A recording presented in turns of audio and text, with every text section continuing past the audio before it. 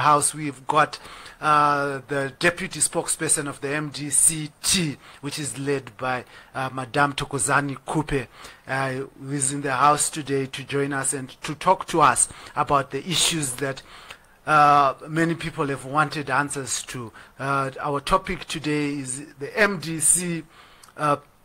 Is the MDC an alternative voice? Is it a case of principle or just a case of wanting power? So we are happy to be joined in the studio by Mr. Phungeni. Welcome to the show, Mr. Phungeni, and you can meet our viewers, please. Okay. Good afternoon, good evening to yourself and to the viewers at home. Just a note, just so people could pronounce the surname, okay? Not that there's any offense or anything taken. So just to make it easy, it's Phungeni. Okay, Phungeni. Yes. Beautiful. It's always the duty of a broadcaster to be able to pronounce. You'll get there. You'll get there. Yes, but thank you very much for that correction. Let us get into the meat and gist of the issue, Mr. Phungeni.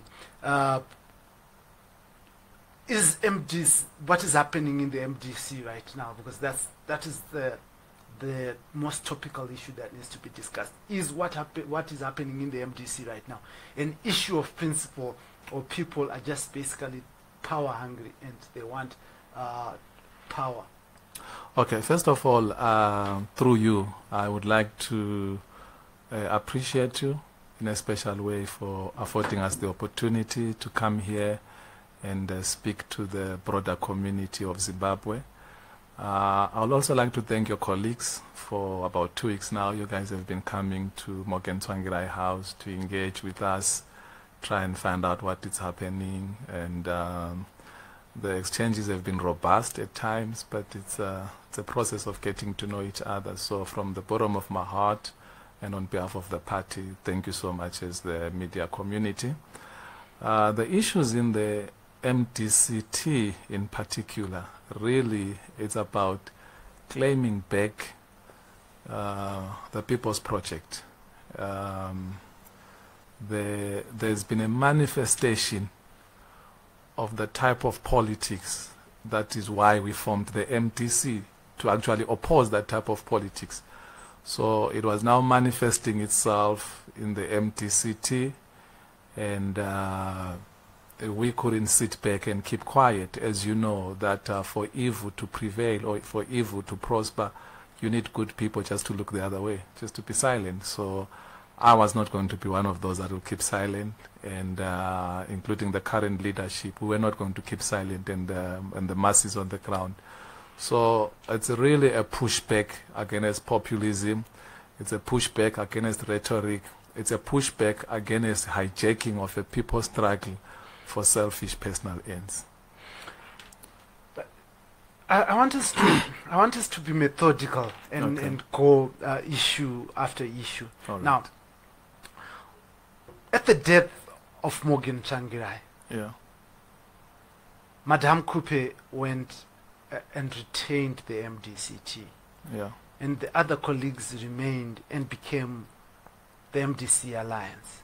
So if this is not an issue of power, if the MDC-T remained as the MDC-T and genuinely, constitutionally led by Madame Kupe, why is she coming into the affairs of the MDC Alliance? You see, there is also a saying that says the people deserve the leaders they have. The truth of the matter is that in the main, Zimbabweans willingly or unwittingly are dishonest people, and I'll justify. But the media, in particular the private media, is extremely dishonest. And I'm about to make a ground-breaking statement, so I'll be ready. The private media, in my view, is no longer part of the problem in this country. But the private media is now the problem in this country. coupled with the leadership of the MDC Alliance. You cannot tell me, Blessed, you guys are educated, you guys are deep thinkers, I've engaged you on different platforms, that you miss it that in 2018, 14 February, that Mr. Nelson Chamisa took power by force, violently so. He took that power even in front of the international media now in Puera. American embassy was there, the United Kingdom, the European Union, all the dignitaries were there. And somehow when you discuss this matter, you want to ignore all those things as if they didn't happen. Mr. Nelson Chamisa, who had not contested for the presidency or the deputy presidency, but for the Secretary General office, he lost in that election against the Honorable Monzura. He lost in that election. But somehow it escapes you and everyone else that this person gets to parachute himself to take over the reins of the party. He doesn't stop there. If he had stopped there, it would have been bad enough. But he goes further to Parliament to purportedly fire Dr. Kupe. He was firing Dr. Kupe because to fire Dr. Kupe in Parliament, he had to claim that Dr. Kupe is no longer a member of the MDC-T. That's what he claimed. He didn't say Alliance, because Alliance was not in Parliament. Dr. Kupe was in Parliament under the ticket of MDC-T. And if you miss this, then you will not appreciate my real point that I'm making here.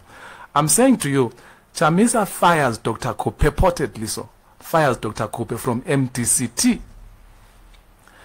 The next day, he announces himself as the leader of the opposition in Parliament of MDC-T. He goes ahead to violently disrupt Dr. Kupe's meetings. In other words, infringing on her rights of movement, dignity, and to mobilize politically. He goes further to take $1.8 million US, which was due to MDC-T, whose leader now we know should have been Dr. Kupe. Chamisa assumes all of that.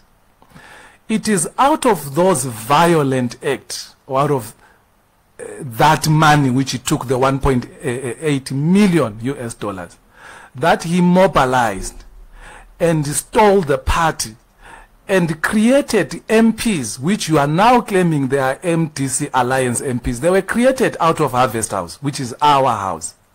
They were created out of an office which was violently taken away from Dr. Kupe. The money that was used to create these seats that we are now making noise about, it's money that belonged to MDC-T. So today, Chamisa wants to say MDC-T has no claim in this. These are produce, or these are products of an MDC-T money, infrastructure, goodwill, and the list is endless. So the Supreme Court ruled and said Dr. Kupe's extraordinary Congress, which gave birth to this MDC-T that you're trying to mention, by the way, it was an extraordinary Congress, because Dr. Kupe was acting in line with what she understood as a constitution, but it turned out that she only had to fill the position of a president, but she filled the whole standing committee at that Congress, at that extraordinary Congress. And then the court said that was null and void. Similarly with the Gweru Congress, the court recognized that these are two factions. In other words, the Gweru Congress, which gave birth to the MDC Alliance as they claim it now, I'm going to talk more about it shortly. The court said that was null and void. The Bulawayo Congress was null and void. So in other words, it's two factions of the same family.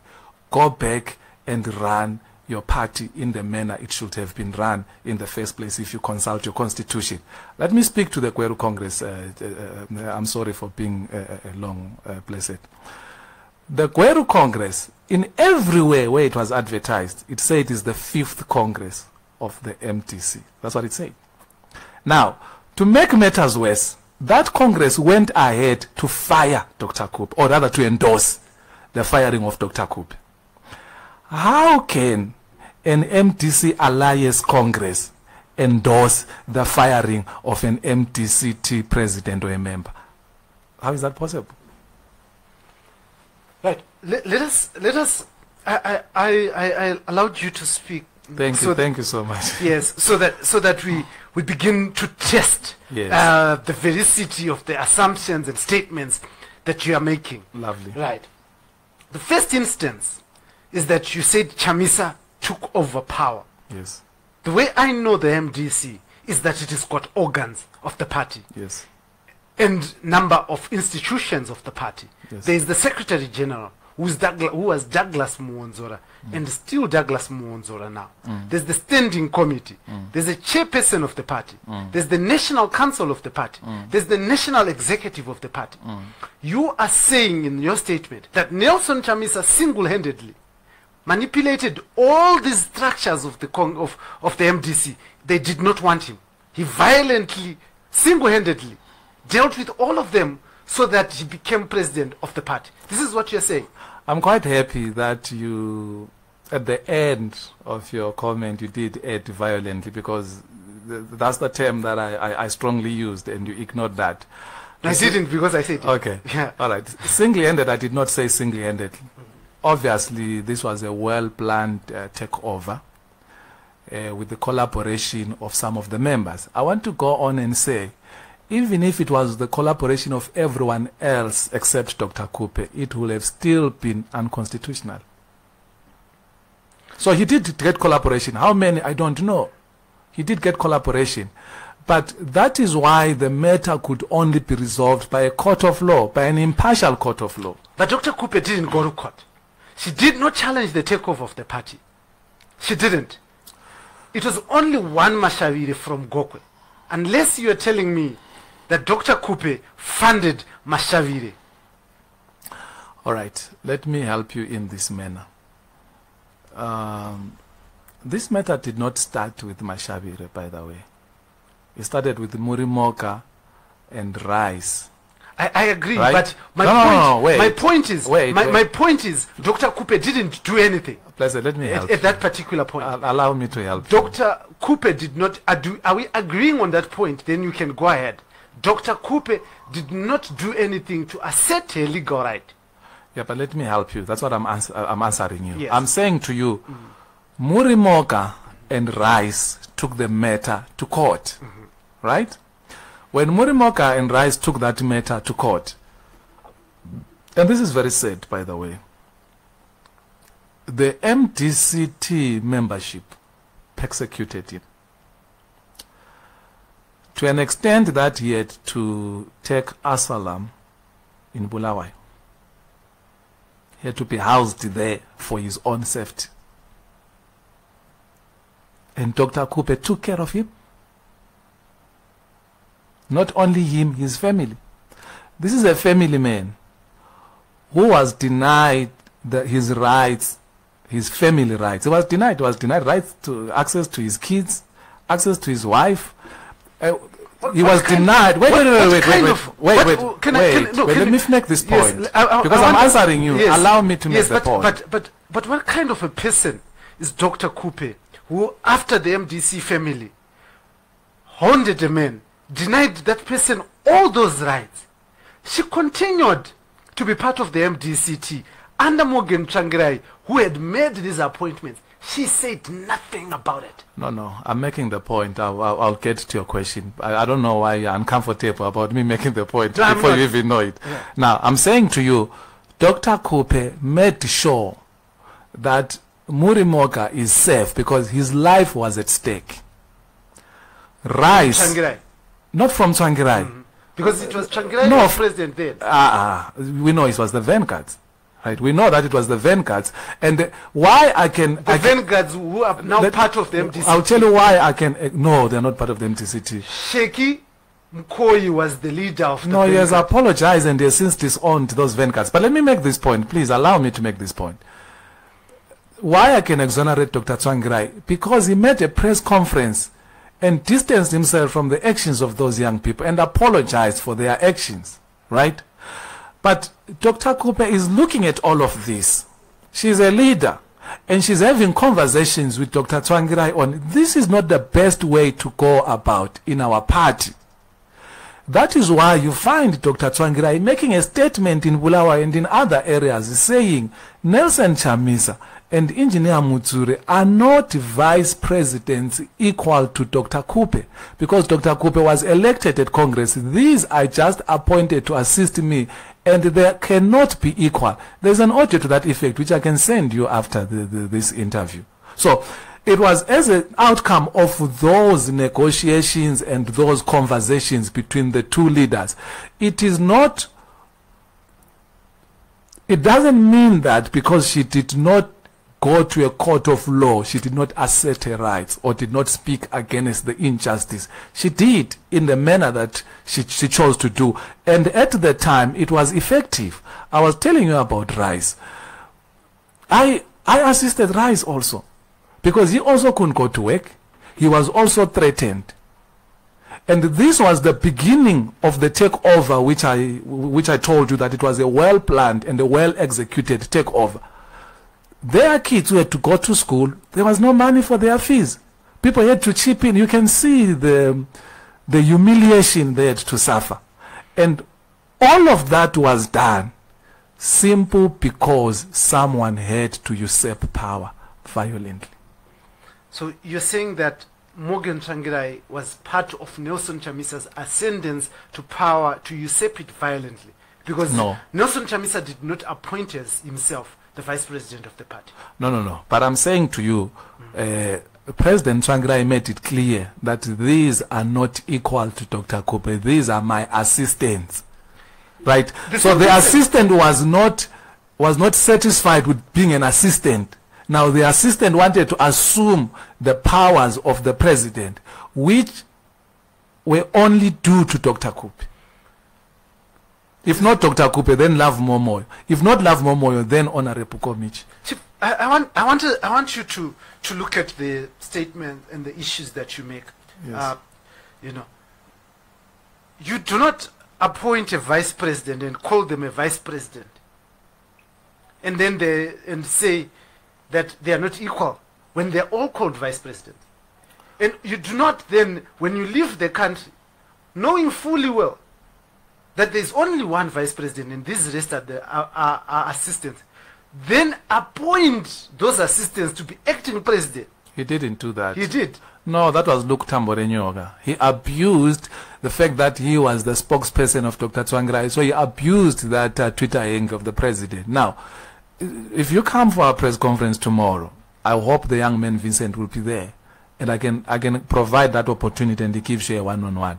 That was an abuse of the worst kind, of the trust which the president had bestowed upon Luke. And they abused it in the most glaring manner. You appear as if Dr. Tsvangirai went and left Chamisa acting president.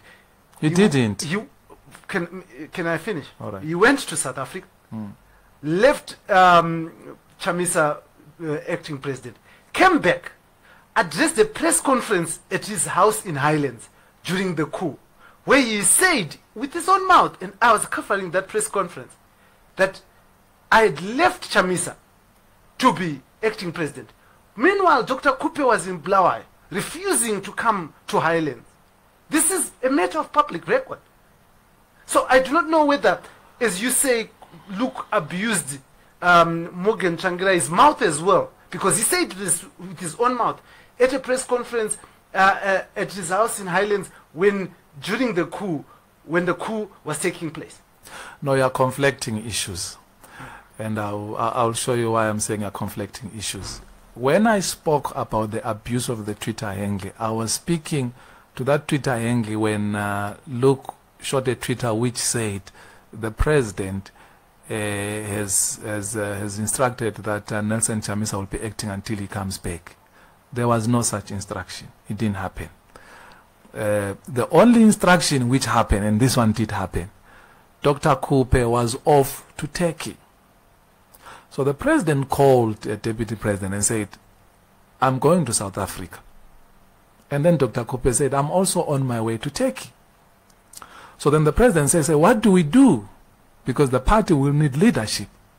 And they agreed that, of course, Mutsuri can remain leading. When Dr. Kupe came back, she did let Honorable Mutsuri know that she's back. But you know then the events that happened after that. It's the look tweet that then happened, that then changed from Mutsuri to Chamisa. That's what I was speaking to. Now, let me answer you direct. As to the press that you are referring to, as to the presser that you're referring, that Dr. Tsvangirai made, honestly speaking, I don't remember that presser. I don't know of it. So it will be disingenuous of me to try and speak to something I have no idea of. Right. I want you to look at these issues, right, with clarity. Yeah. These are events of public record. Yeah. Dr. Kupe and Engineer Mutsuri, who was acting president then, both left the country to South Africa. Engineer Mutsuri insisted that he remained acting president while he was in South Africa. That is when Nelson Chamisa assumed acting presidency, when both Engineer Mutsuri and Dr. Kupe were attending some workshop in Cape Town in South Africa. Now, would it have been possible or made sense to you that a person remains acting president while he's outside the jurisdiction of Zimbabwe? Let me do this, Blessing. Do you realize that these matters that we are discussing, I don't know how much of your Ndebele you appreciate, but so far Namatope, because the court has made a determination on these matters. It has actually said both Chamisa and Mutsuri, their appointments to these positions were ultra-virus, then therefore unconstitutional and invalid. I understand that. So basically, we can belabor all these matters. To what end?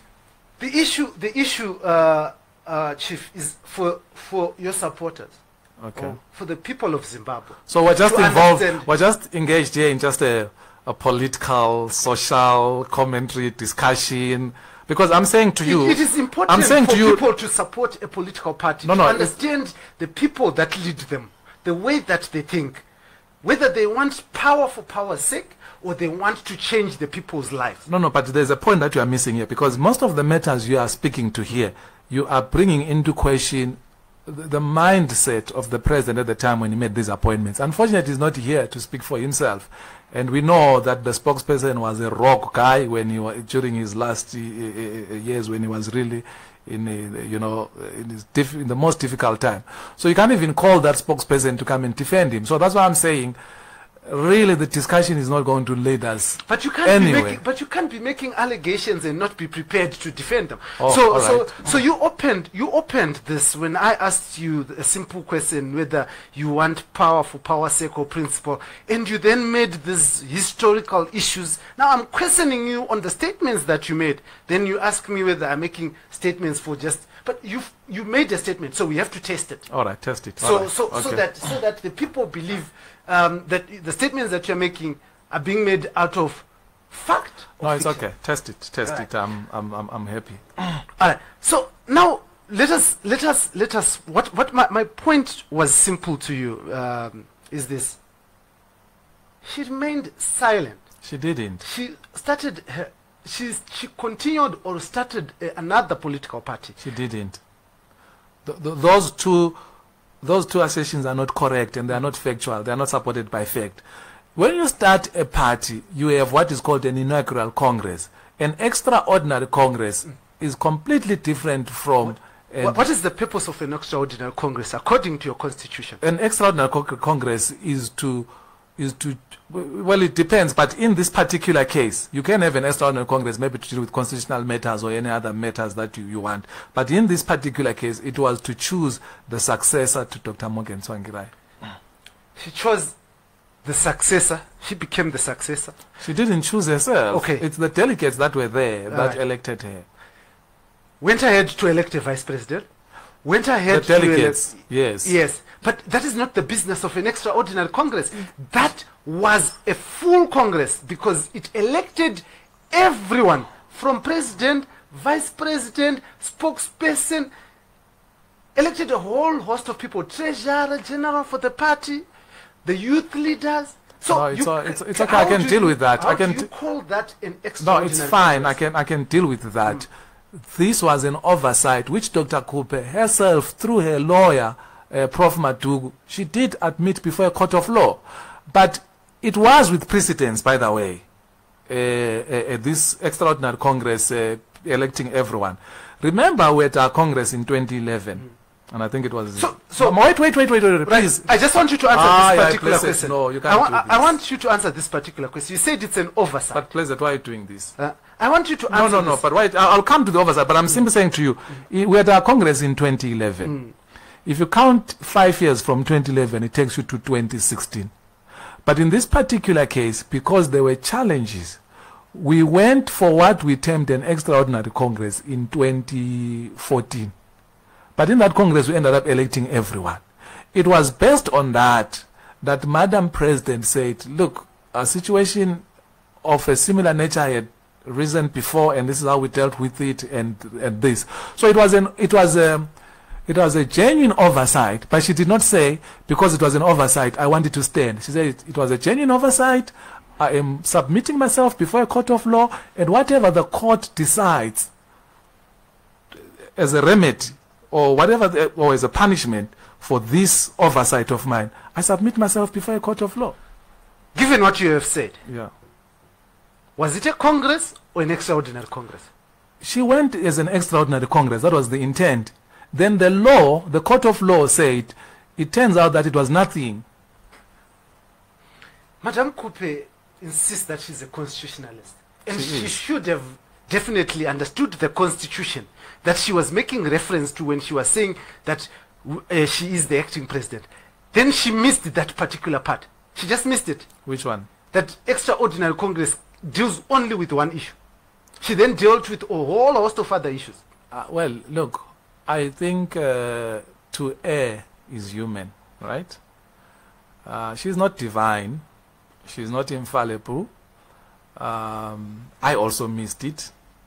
And a whole lot of other people. We've got Advocate Kutu, a very top lawyer in this country. He missed it. You've got Honorable Pepe, a very respectable man, missed it.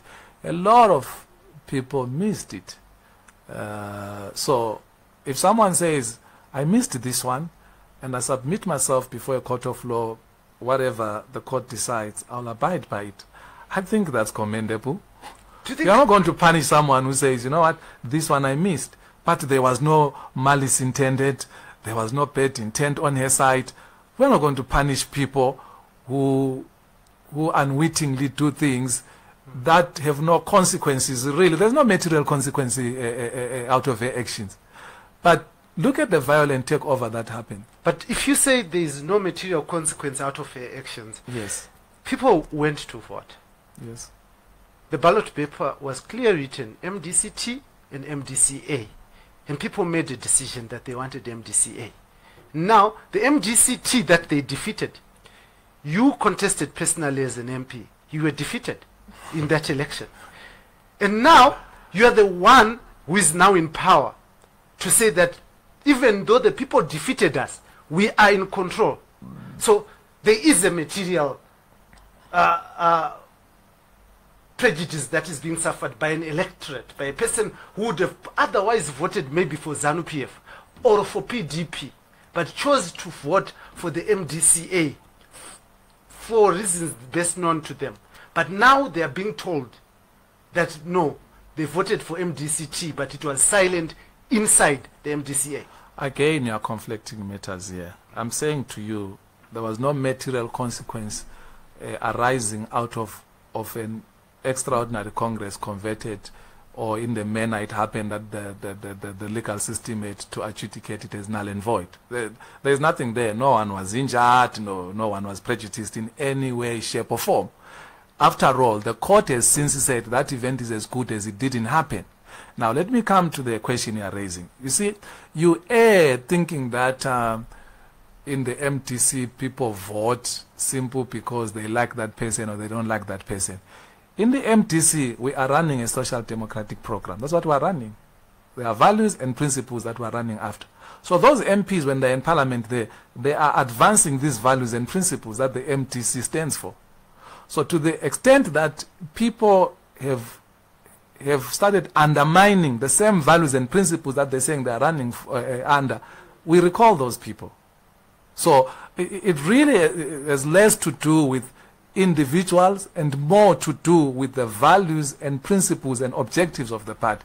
Now, if you go to the Constitution, which has since emerged as the MDC-A Constitution and our Constitution, on those matters, values, principles, and objectives, they basically copied. Copy and paste. They copied our Constitution and put it there. Do you deny that you're the same people? No, I won't deny that. I am normal enough not to deny that. That's why the court came to that determination. That's why the court said... So why are you saying they copied and pasted when you're the same people? No, I'm asking you a certain question to get to a certain question. No, it's okay. I'll answer that question. So if you're the same people, you cannot therefore allege copy and paste because you're the same. No, so you basically share the same values, don't you? Is that not a fact? Wait, I'm saying to you, the court came to a determination that you guys are the same people. So by that argument, you defeat the point you were asking me to say you are MDC-T versus MDC-A. The court saw through all of that. Based on what I told you earlier on, how could an MDC-A Congress ratify, endorse the firing of an MDC-T president or member? How? You've got to ask them. I think next time we'll bring you. No. I'm trying to show you that the court was correct in its determination, and there should be no confusion really for anyone to say you are MDC-T. It's unfair. Now you're occupying MDC-A. No, the court understood that this MDC-A is as a result of MDC-T mobilization, infrastructure, goodwill, and even money. The court understood that. But if you say goodwill, the goodwill was resident where? In the name, the MDC-T, or in what? In Harvest House? Goodwill is an intangible asset. Yes. But yeah, I mean, where was it resident? In the name? Because, for instance, if we say goodwill for a supermarket, let's say for OK Supermarket, right? We can't say the goodwill of OK Supermarkets rests in the building that they stay, because once you remove the name OK, it stops being OK. So this is where I'm asking you, where was the goodwill? Where is the goodwill of the MDC-T resident? Is it resident in the name? Is it resident in the assets? Or is it resident in the money? It's resident in the name, it's resident in its people, it's resident in its legacy and that of its founding leader, Morgan Tsvangirai. So, Thokozani Kupe went to elections with MDC-T. That is the name of the party. Goodwill is there. He also went to the election with Morgan Tsvangirai. Goodwill is still there. So this is why I want to know. Why then people... Are you going to go ahead, or you've just finished with those two? Because I mentioned more than two. So I don't know why you would want to end with those two. But anyway, go finish your point. You said the people, the name, and Tsvangirai. Right? No. I said it's resident there at Harvest House. It's resident with the people, our people. It's resident with the party itself. It's resident, everything, the infrastructure of MDC, as you know it. Thokozani Kupe had that infrastructure, did she not? She didn't. What did she have? She just had the name. Yeah, only she had was a name and few individuals. 1.8 million, blessed. Do you know how much money that is? 1.8 million. That's massive. You know how much, do you know how much that money bought in terms of publicity? the infrastructure of the party, that's a massive infrastructure in terms of human capital, warm bodies. That's serious infrastructure. The abuse of the name of Tsvangirai, that's serious on its own. We couldn't even... But you also did it. No! Tsvangirai's name. Look, my friend, let me put it to you this way. The infrastructure, the name and everything, see it this manner. It's like a megaphone, right? So there is this phone that allows me now to be heard by the whole world. Really, the whole world can hear me now because of this and the internet and everything. So look at the infrastructure in that man. Dr. Kupe didn't have this infrastructure. She's just as good as someone standing here without this and shouting. The people who are going to hear are these 3-4 people here who are here, not the whole world. Now, Chamisa had the whole world because of this infrastructure. So his message could go further. Dr. Kupe's message was only restricted. So you believe right now she can be heard by the whole world because she has the infrastructure? Why don't you watch and see? Why don't you watch and see? Right now they've just made an application, the Chamisa group, to make sure that there are no by-elections. Because I wanted to show you the infrastructure of the MTC at play. Because when people vote, by the way, I'm telling you, it has less to do with personalities, but more to do with infrastructure. I'll give you an example with His Excellency, E.T. He lost in Kwekwe, if you remember. He lost in Kwekwe against an MP. But he won in Shulman. Yeah, but I'm just trying to show you that this is a man who everyone said he's an unelectable. Right? Now he takes over the machinery of ZANU-PF. You can see what is happening. But the infrastructure is very important. If I want to go by the issue that you've just brought in, yeah, ZANU-PF won over 2/3 majority in parliament. Yes. ED did not get that, regardless of having the infrastructure. In fact, he got less votes than his own MPs. Nelson Chamisa got more votes than his own MPs. Yeah, so it removes that aspect of infrastructure and goes to the issue of personality, doesn't it? No, it doesn't. In this manner, you have an infrastructure that was deployed by the MDC-T against an individual, right? That infrastructure, it didn't only stop. It wasn't only the MDC infrastructure. There was the G40 infrastructure. The G40 was against an individual, if you remember. And I hate that I'm here, instead of us talking about MDC-T, now I'm talking about MDC-A and the ZANU and whatsoever. But I'm just trying to say to you, if you dispassionately look at that election, you had a man running against MDC-A, running against MDC-T, running against the G40, running against the private media, running against the embassies, running against everyone.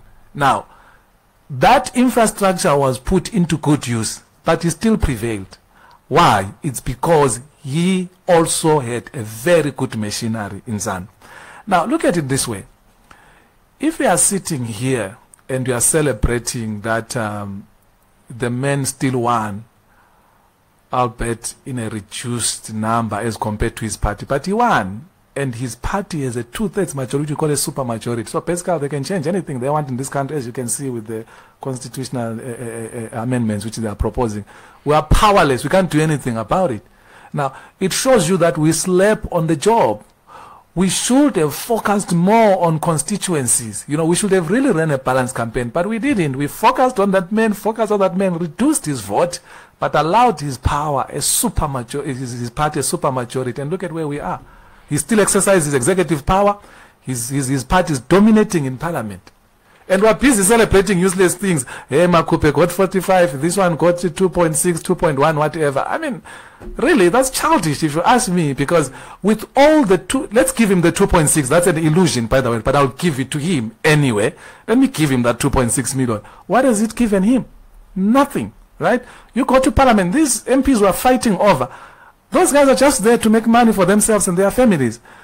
Very soon it will be you after replacing them and getting into that and making also money for your families, eh? No, wait and see. wait and see, because I'm not going to boycott Parliament if I happen to go there. I'm not going to boycott that Parliament. That's a stupid idea. I'm going to go there and I'm going to advance my views and I'm going to push hard so that by any chance I can be able to persuade those ZANU MPs, because trust me, they live in the same country like us. The difficulties, the hunger that I'm going through right now as a result of this shutdown of COVID, they're also going through it. The joblessness that everyone else is going through, you know, throughout the country, they are experiencing it. Now, you need an MP who understands these things and can go across the aisle and persuade them that let's change this, let's change there. In that way, we'll be able to attract investment, we'll be able to attract new initiatives to deal with MDC-T. But you are boycotting Parliament to make a stupid political statement. To what end? Let me take you to the MDC-T internal politics at the moment. You, in your last press conference, okay, you said that you are going to be truthful, yeah, and you were going to answer questions in a very honest and open manner. Yeah. There's already fights within the MDC, and there are some people who are already campaigning for certain individuals to be president of the MDC. Yeah. Now, is this the politics that you're building? Well, I'm not sure what you call by fights. Maybe you need to elaborate on that. For instance, your standing committee meetings, minutes have been leaked. Is that a fight?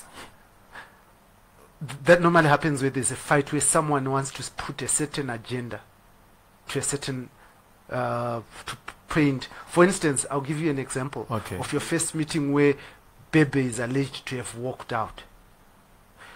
Witness Dube, who has been the driver of Dr. Kupe for a very long time, was alleged to have been chased out of the home of Dr. Kupe where he was staying because he had openly supported Senator Douglas Mwonzora for presidency of the MDC. So these are fights.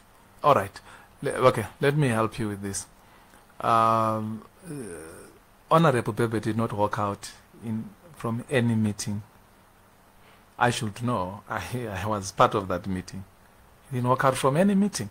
So that's a lie. Witness Dube last worked for Dr. Kupe in 2018. So what that will tell you is that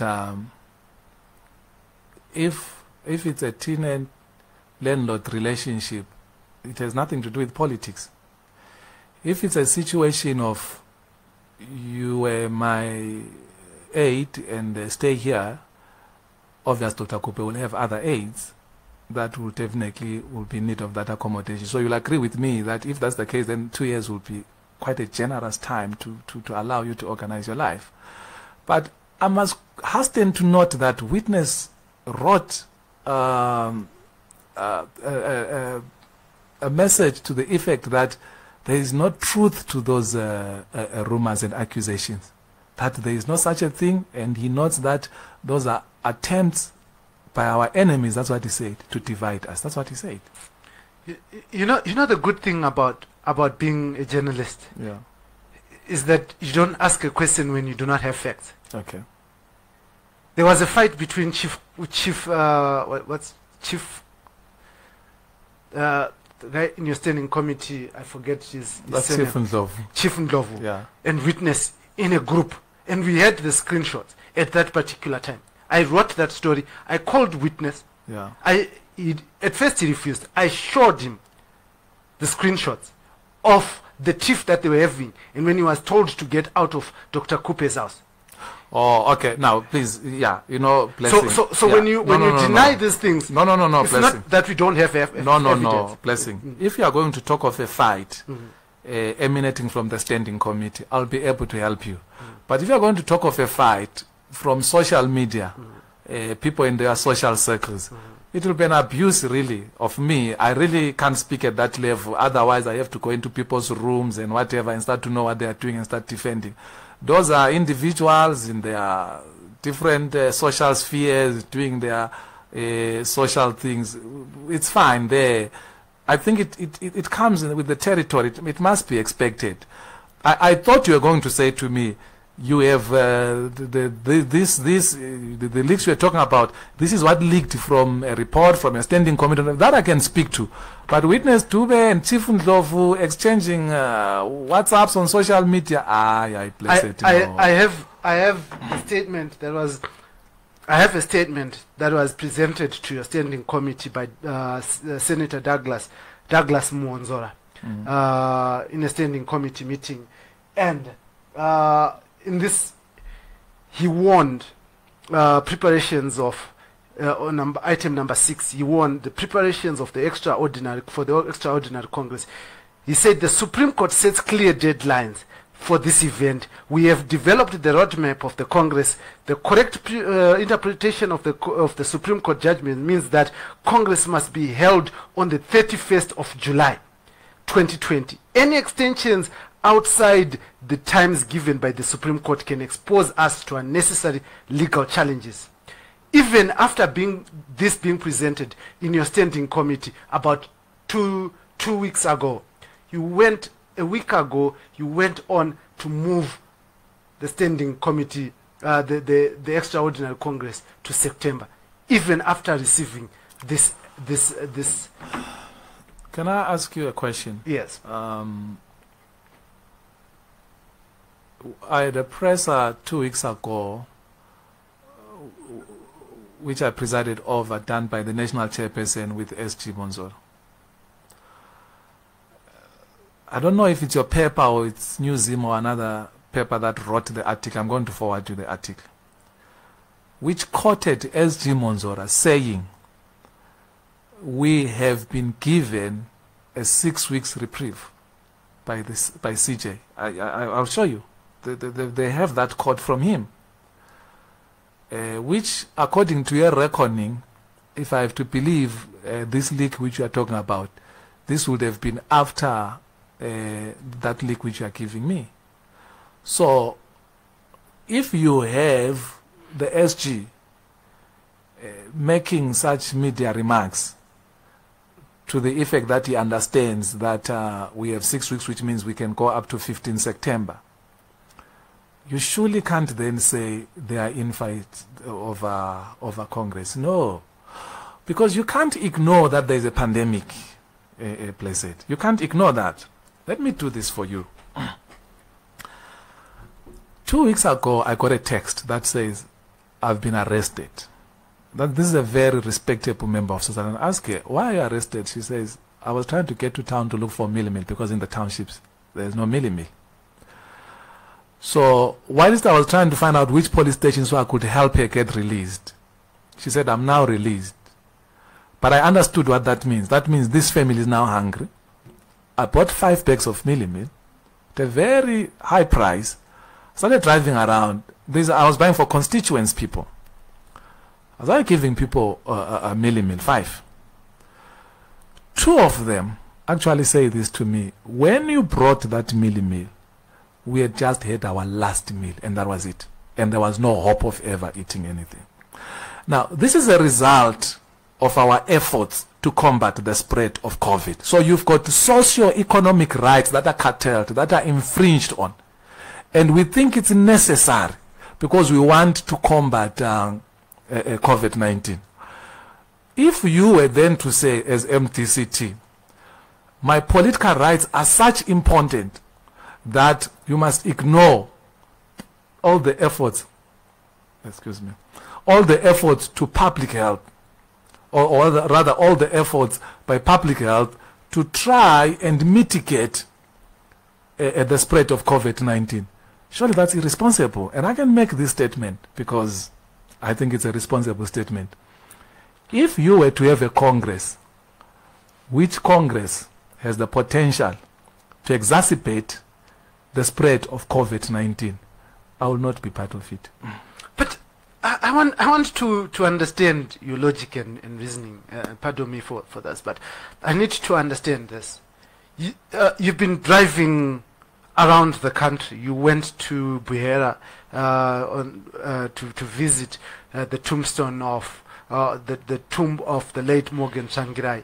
I saw pictures of your leadership in Mashonaland West just now meeting with people. Yesterday. Yes. I saw pictures of Dr. Kupe. I saw pictures of Senator Mwonzora with a number of people, some of them without even face masks. And you're moving around from province to province and stuff like that. And you're telling me that you're worried about the pandemic. But if any one of you had COVID, you'd have spread it in Buera, you'd have spread it in Mashonaland West by now, you have spread it in Blue. Now, it's okay for you to do what you want to do at the particular time you want to do it. But when you're supposed to do something, you plead COVID. Is that fair? Blessed, I had this thing on, you asked me to take it off. Yeah, because you have a distance, yes. Certainly. No, I want you to acknowledge that I had this thing on. I wanted to do this interview with it. Yes. You said to me, please take it off. Yes. I reluctantly took it off, by the way. So I just want you to be clear that don't diminish when I'm telling you that I'm playing my part. Because I don't want, if by any chance that I've got COVID, I don't want to pass it to you or leave it within your surfaces here. That's number one. Number two, when we went to Buera, we're not visiting the grave. There's a family there. There's Ambuya there in Buera, who, since the demise of our leader, had received nothing from the leaders of the alliance. Nothing. And after Dr. Kupe took over, symbolic, it was important that she goes there and apologize. I don't know if you know, I actually heard this yesterday, that 3 buckets of 20 liters was filled up with empty condoms there at Buera after that funeral. People's fields, they were destroyed because people walked there. They even took out some of the maize, and some of it they were buying it there. All of that was important that the leadership gets there and say, we are sorry that this happened in our name. Ambuya Tsvangirai, they took something there for her sustenance, and she couldn't believe what happened. Now, the rules are saying you don't gather more than 50 people. I'm sure every picture you have seen of our movements do not have anywhere close to 50 people. They don't. Our Congress attracts 4,500. We have put the Congress, for you, you have seen, we have put the Congress there. We've put it. We want this thing, we're constitutionalists, we want it like yesterday, bring it on. But I am saying to you, if we were to be allowed to do this Congress of 4,500, are you not going to accuse us of being ZANU because we are given exceptions when everyone else's freedoms and rights are curtailed? Are you? No, I'm asking you. I'm equally asking you, are you ZANU? How can we? So why would you fear being accused of being ZANU? No. Of course, I'm saying to you, you've been accusing us. And now, who is you? The media. You guys have been accusing us of that all the time. You keep on throwing this thing, and the reason why you are saying that, and I took you through last week in the press, the reason why you are saying that is because we have asserted our rights. We have asserted our rights, and you don't like that. Can maybe just as an example, one media house that has thrown an allegation that you are ZANU PF. Just one. Even this very same media house where I am. The Newsday. Guys. I can show you articles after articles. Without any attribution, that the Newsday would write that Dr. Thokozani Kupe is ZANU PF, without attributing it to anyone. Without saying that Nelson Chamisa has said Dr. Kupe is ZANU PF. Well, why do you want to put the media? You let me say this. You asked me that question last week. You raised something to the effect that are we a ZANU project designed to destroy the alliance? That was your question last week. Yes, it was a question. Yes, it was not an allegation. Yeah, but look, I mean, whichever way you want to put it, I mean, honestly speaking, that's a very unfair question, and that's a loaded question. What does it say? How do you even come to that conclusion? Do you understand the role of the media? No. I'm simply saying to you, the role of the media, indeed, is to hold our feet to the fire. I understand that, but you have been extremely biased, you people. That's where the issue is. You've been extremely biased, because if you were to say to me, here you were wrong, here you were wrong, here you were wrong, I will understand. But I have taken you through whichever perceivable angle of this whole story. And every time I make the case, but you guys don't make the case. I started by making a case here to say, where did Chamisa get the authority to fire Dr. Kupe from Parliament? I didn't get that answer.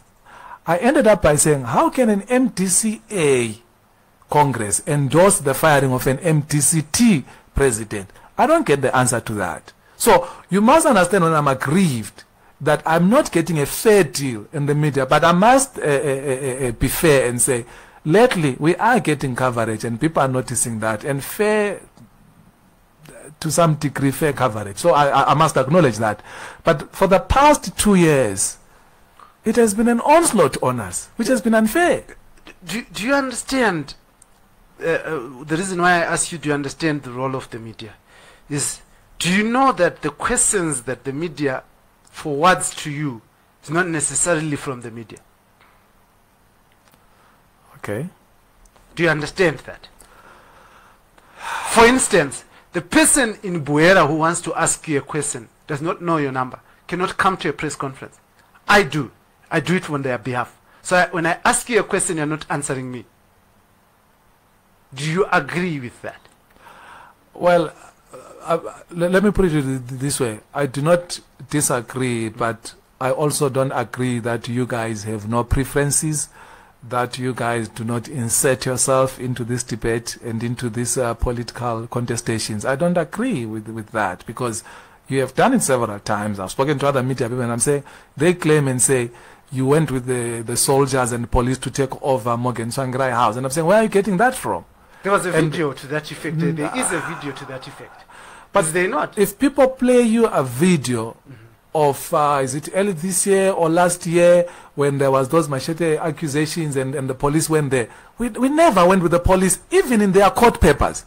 The alliance does not claim that. It doesn't claim that. But the media keeps writing and saying, MDC-T went with... They don't claim that in their court papers. No, please, this is very important.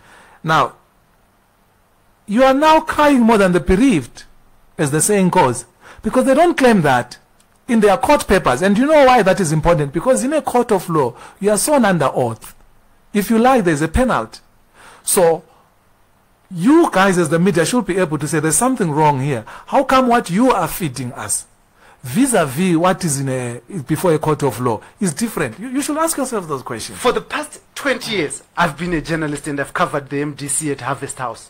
Not a single time have I seen police at Harvest House protecting Harvest House. Not a single, except when Dr. Kupe came in. Now, forgive me for being a cynic, but don't you think that raises questions? No, but my friend, when Dr. Kupe came in, we went and got what is called a peace order. And a peace order imposes the duty upon the police to protect that peace order. It imposes that duty. The police have been getting peace orders. They've been getting orders to assist the people of the MDC from your political party, from the party that you represent. I want you to be fair. From all the time that you were with Morgan Tsvangirai, the police have never favored you. They've actually violated court orders that have allowed you to have demonstrations. They've beat you up. Is that a good thing? The question is... No, is that a good thing? It's not. It's not a good thing. Yes. So you must be happy they are reforming. Why are you punishing them for reforming? I wanted you to tell me that the police are reforming. My friend, in Buera, the police were there when an attempt on Dr. Kupe's life was made. They were there. They didn't do anything. In Bulawayo, they took 3 hours. When Chamisa, through his friends, were raining stones on us. 3 hours.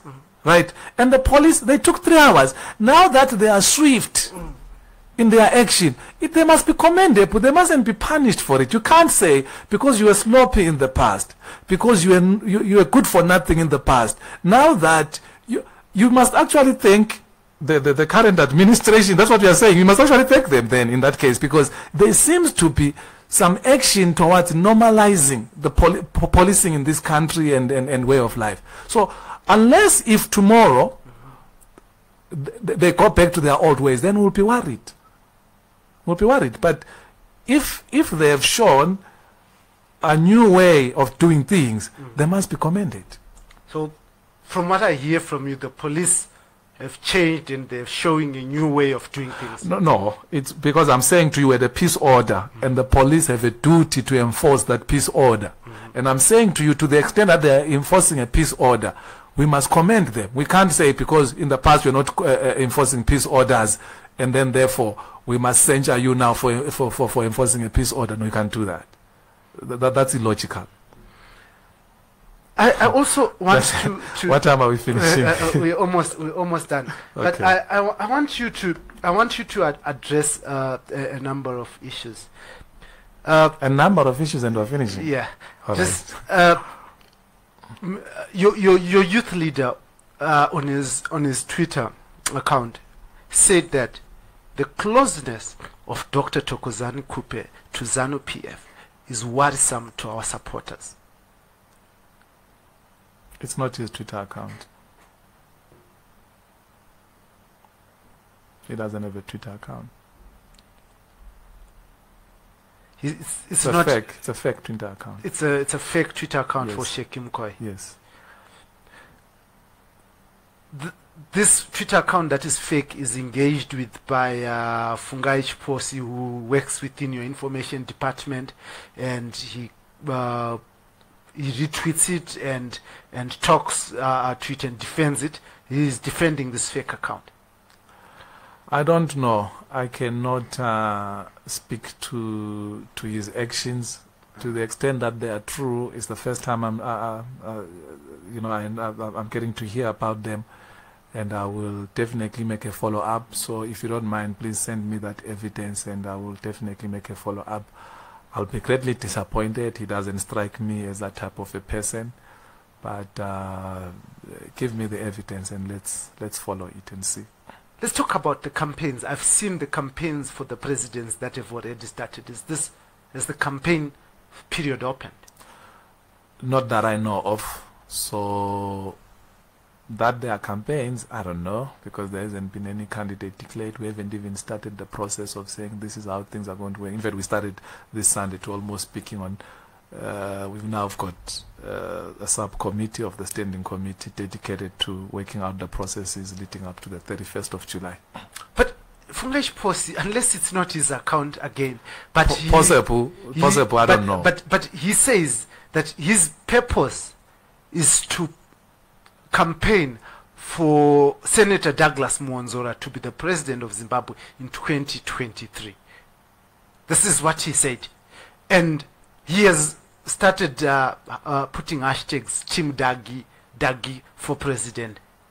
Now, you said you're changing the way you're doing things, and in a structured manner and stuff like that now. But this is happening within your political party. Well, I don't know. Like I'm saying, I'm hearing this for the first time from you, so I really can't speak to it with any sort of authority on something I do not know. I think natural justice demands that I have grip of the facts and what is happening before I can comment to it. So maybe after this interview, in the form of a WhatsApp and whatever, you can send me all these things you are speaking to. Who knows? Maybe that's a good excuse to call me again here. I also want to understand how you are going to go about the nomination process. Do you already have the guidelines? The nomination process normally is the provinces that nominate, but COVID really poses a huge challenge on us. But I'm sure that the subcommittee is equal to the task. I want our people to be motivated. I want our people to know that we'll hold a successful extraordinary Congress on the 31st of July 2020, and at the same time we will make sure within all means possible that we do not jeopardize public health and even that of our members and leadership. Then there are some who say that today is the last day of Dr.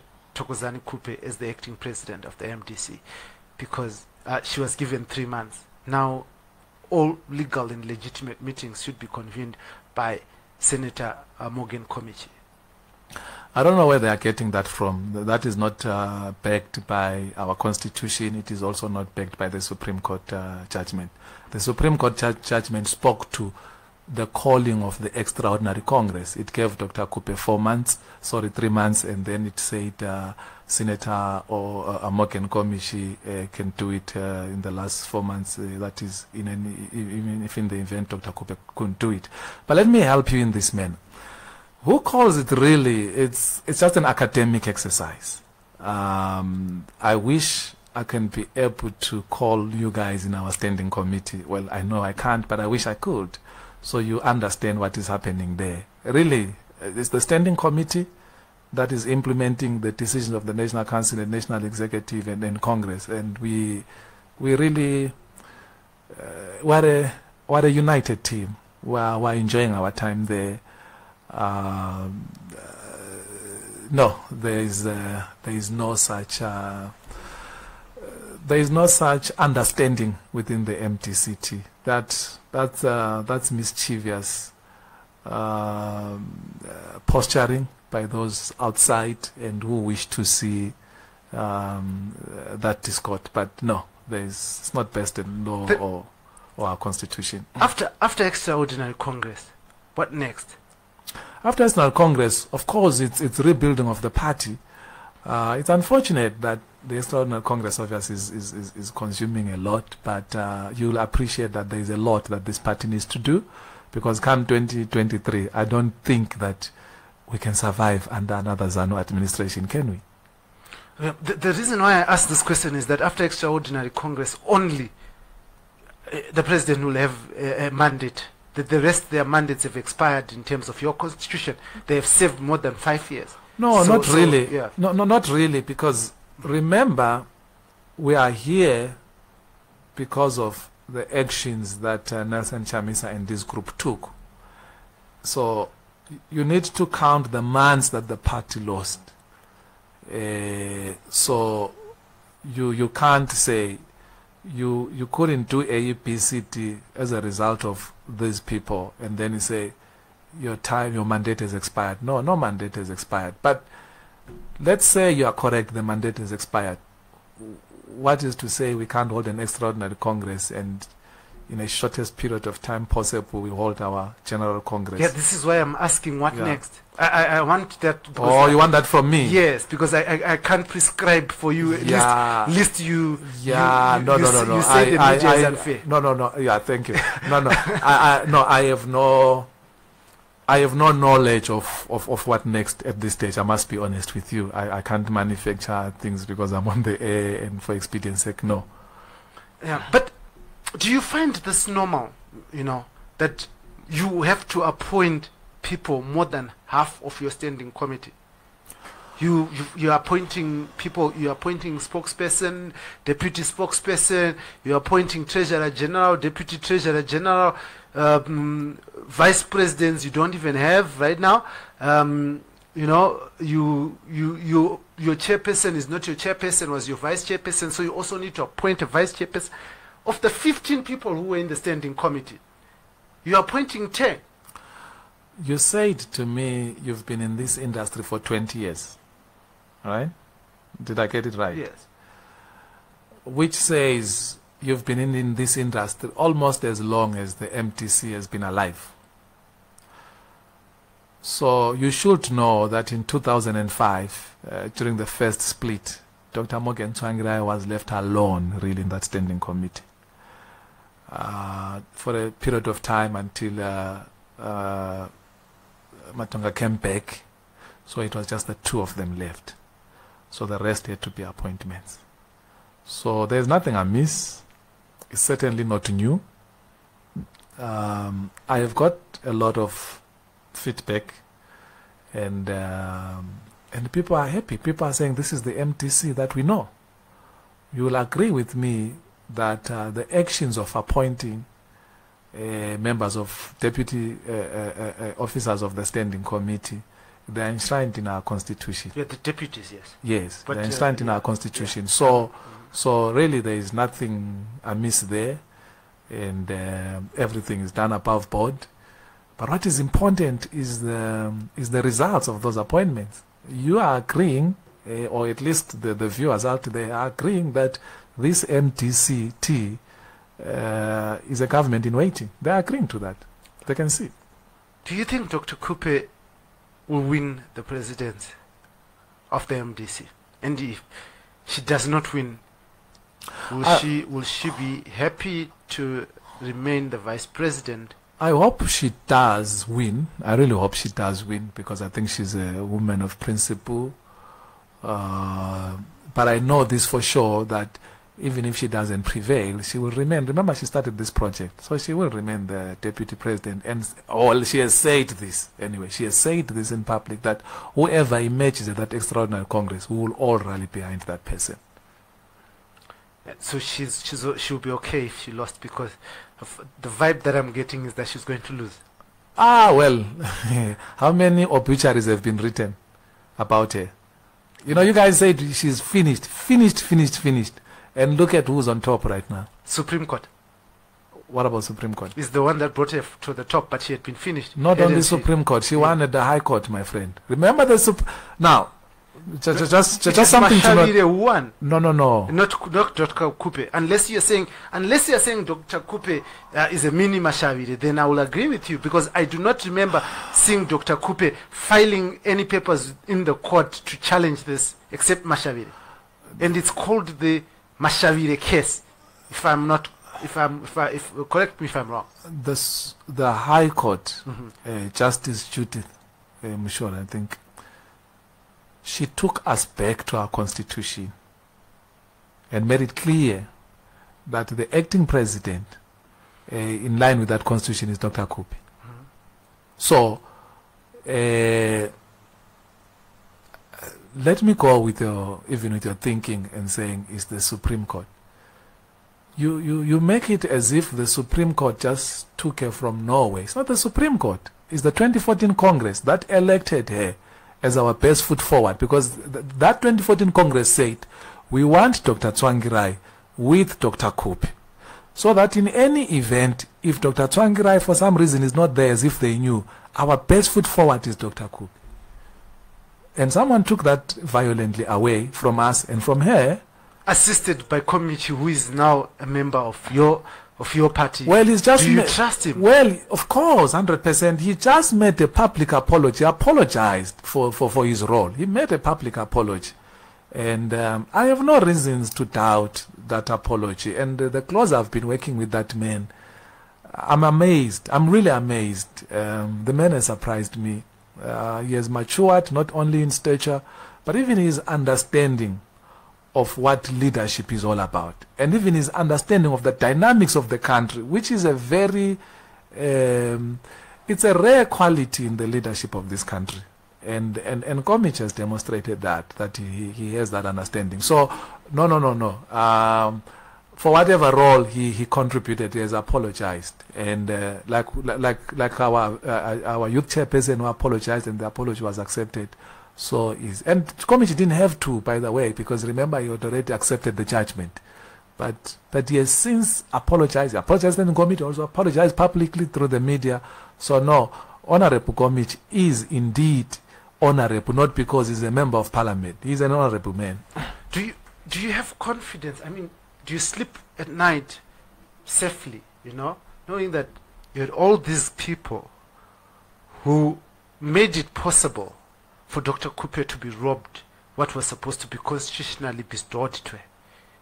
And all these people, for one reason or another, because they fell out with Chamisa, are now back there. Do you sleep well, safe at night, thinking that they have your back? Let me answer you in this manner. I am least worried about myself and even about Dr. Kupe.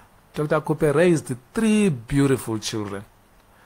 2 of them are top lawyers. 1 of them is an accountant. Dr. Kupe herself is well accomplished. So, even the 2 years, the loss was to the Zimbabwean people. Really, if you look at it, you look at her CV, you look at how well she performed under the GNU, because all those social cluster portfolios that were under here. They did well. You're talking of school, you're talking of health, talking of social security, constitutional making, all that was under Dr. Kupe. And look at how well she improved our lives, even as Zimbabweans. So this campaign against her, in reality, if you look at it closely and dispassionately, is really a campaign against the people of Zimbabwe. It is the loss of the people of Zimbabwe not to have Dr. Kupe in the leadership of our country. Look, you just have to look at a person and say how well she has done around her family for you to appreciate that what can she do for us as a country. And I'm saying to you, this is a single mother who raised 3 beautiful and well-accomplished children. And she wants to take that and apply it into the country. That GNU, which we know that is the best period in our recent history, it was negotiated by Dr. Kupe. She's the one who went to that African Union Summit in Egypt, which then resolved that there must be a GNU in Zimbabwe. That was Dr. Kupe. And you know Dr. Tsvangirai was in Botswana, South Africa, after the 2008 election disturbances and all those things. So I'm very proud of Dr. Kupe, by the way, her leadership. Whatever happens going forward, it's the people's choice. They must live with it. So I don't get angry when people vote. Like, for example, that's why I don't insult His Excellency Idi. I don't insult him because people voted for him. You see? So when people vote, they must live with what they voted for. So you can't say for you to show that you don't like or don't approve, start insulting him, start attacking him. No, he was voted for. So if you don't respect the man, at least respect the what? The office.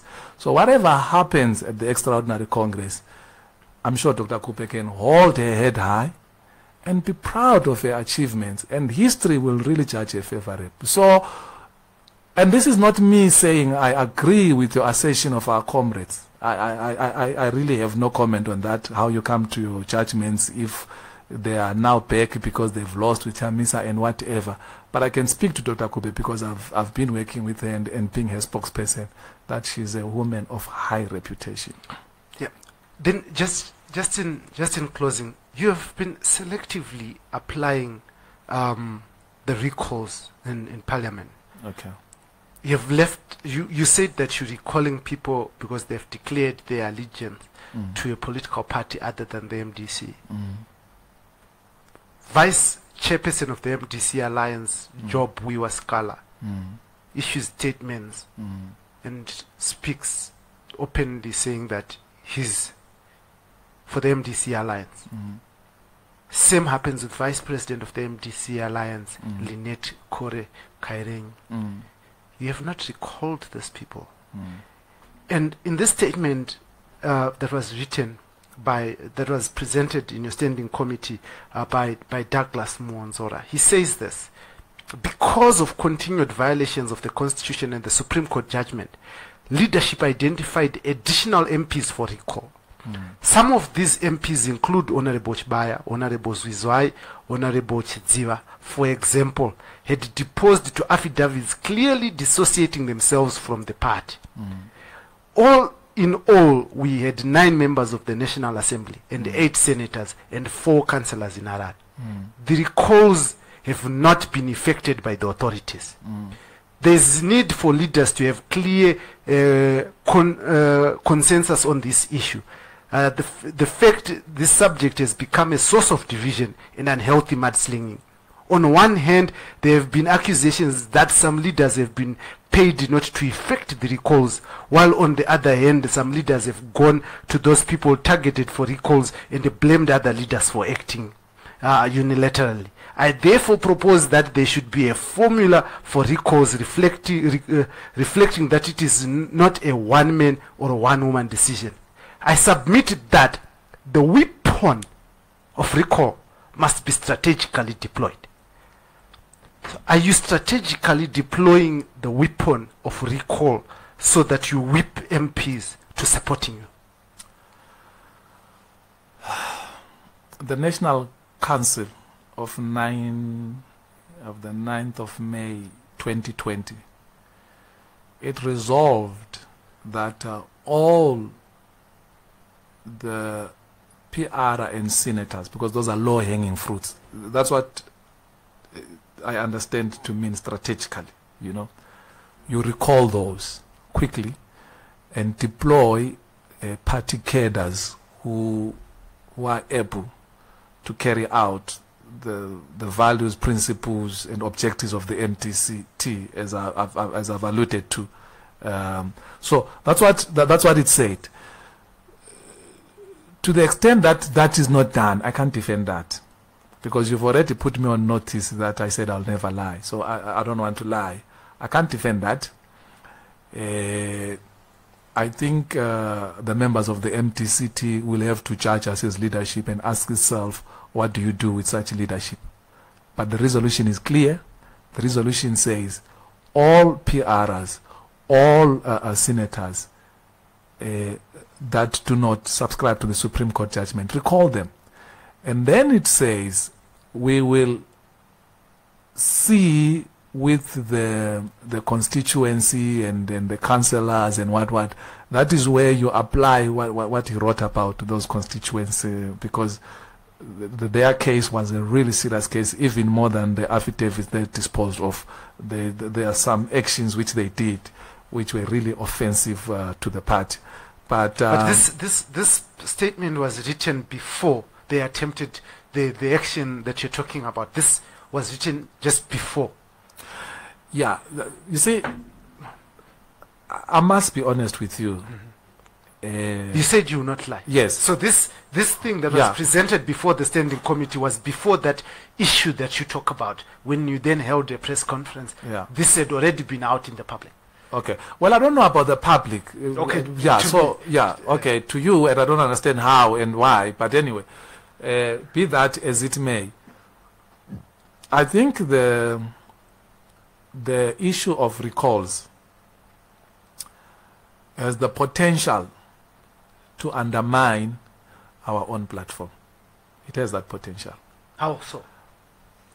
You have already accused us of being biased in these recalls. You've already accused us. You have already asked me about certain people who are holding higher positions than the people who've already recalled, you see. So, yeah, it offends one's sense of fairness and consistency. In this case, yes, I can bow my head in shame. I have no defense for this. But why do you think that this is happening? I mean, really, because if you have made a resolution and you say that the MDC is about taking politics to a different level, and it's shaming you right now. Yeah, look, Blessed, you've been 20 years in this industry. I just got a call this past Sunday from one wise man. We're in the standing committee, and he said, I see your sincerity, I see your zeal and everything. Unfortunate politics is like this. Just take it slowly, you know. Don't take it personal. Yeah, just accept my answer that I'm giving you. I don't have an answer for you on this one. I can't defend. So just accept it. I don't know what else you want me to say. There's nothing I can say on this particular matter, because anything I will say, you will then come up with evidence, and then I'll look like a fool. So I don't want to look like a fool, but more than that, I don't want to lie. I've already made a public commitment that I'm not going to lie. I'll not use this office to lie. I'll not use this office for propaganda. Somebody else can do that. I'm not that type of a person. Okay.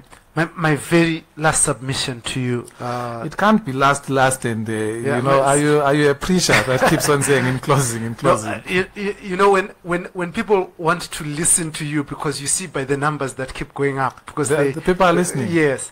So right. So okay, when people want to listen, right. I prefer to. But why don't you call more. me again? Because you can see the energy is dropping. Certainly okay. We will do that. Right. But here, a member of your standing committee sent me this message during your meeting on Sunday. Remember, I think I was one of the first people to call you. Yes, you did call me. To say that you have changed the date. Yeah.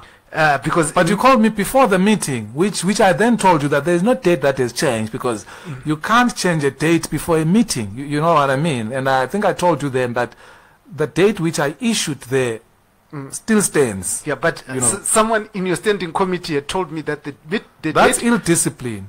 Yeah. So this person here goes on to say that Thokozani Kupe is a president who cannot count 3 months. Kupe was so busy appointing people into a standing committee that she forgot to count her 3 months. Now, this is a member of your standing committee has sent me a message, and I immediately call you to find out if there's truth into these issues and stuff like that. You know that I did call you. And this is why I ask you the question.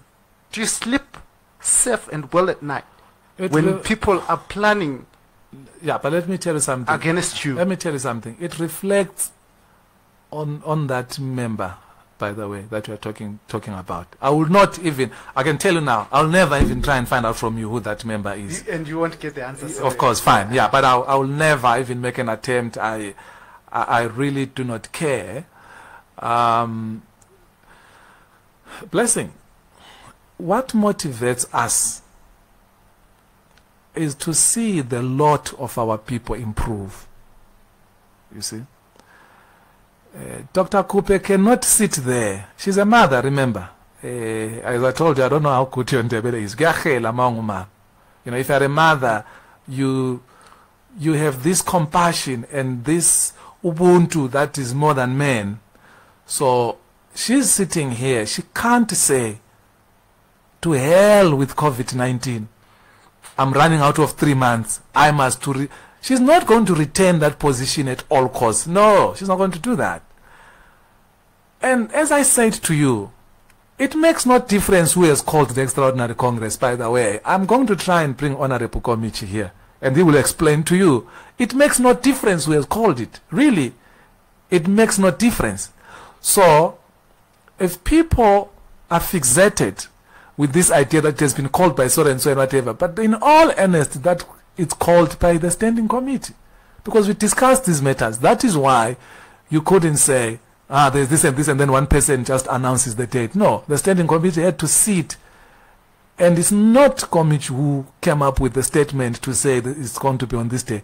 I wrote the statement on behalf of the standing committee. So people must just take a chill pill and really relax. There is nothing. But I think whoever said that to you, it's a reflection on them. And if I was Dr. Kupe, I'll sleep very well, because it doesn't show any, it doesn't reflect badly on her. I will allow you. Not a question from me, but I will allow you to have an opportunity to send a message on this platform that we give, on this platform that you say is the problem in Zimbabwe, this platform of private media. But we will allow you that opportunity as the spokesperson of the MDC-T to speak to the people that are listening to you and to the nation. Okay. No, thank you so much, Blessing. But I think I did say it's getting better, and even if I can speak about you, the first day I encountered you at our press, I was shocked. No, I was taken aback, like, what type of a person is this one? But I have since learned to love you. And I want to say to the people of Zimbabwe, we must be the change we desire. Honestly speaking, we must be the change we desire. If we think this country is messed up, we must reflect on what role have we played in the mess up, and what role do we want to play in cleaning up. So right is right. It doesn't matter who's doing it. I'm a Sutu guy, by the way. So you can't say all the Sutu people, when they see me messing up, they look the other way. And then when somebody else who's not Sutu messes up, then they go hard on that person. So I think we have a role to play, all Zimbabweans. We can have a beautiful country, but it's in our hands. And I want to leave a message of courage. Nelson Mandela said, President Nelson Mandela says, it always looks impossible until it's done. I have hopes for this country. I have great hope for this country. We can rise to the top of everything in Africa first, and even in the world. Because go anywhere in the world, you will find our people holding top positions. That speaks to our ingenuity, that speaks to our initiative, that speaks to our energy. And as I close, Professor Ntamban, do you know he was a professor teaching at MIT? I mean, that's a top science university in America that does all the weapons and everything. He was teaching them how to do that. That's a Zimbabwean of high note. Today, where is he? Because of politics, we rubbished him. And we've lost one of the jewels of this country. So let us think of the role we want to play in rebuilding our country. But again, thank you so much. Thank you to your media house. It was a lovely time. Too long, if you ask me. But thank you so much. And I love you all, Zimbabweans. No, thank you very much. Yeah, it was indeed long, because this was the first time we were hosting you, so we had a lot of issues that we wanted to start and establish base. But now, when you come in the future, we will have specific targeted areas as and when issues arise. But we want to thank you very much for coming to this platform. When you call people and they come over to the platform, it means that they've shown respect to the platform, and we thank you for that respect. We wish you the best, and I am moved by your sincerity and the way that you'd want to change our politics in Zimbabwe.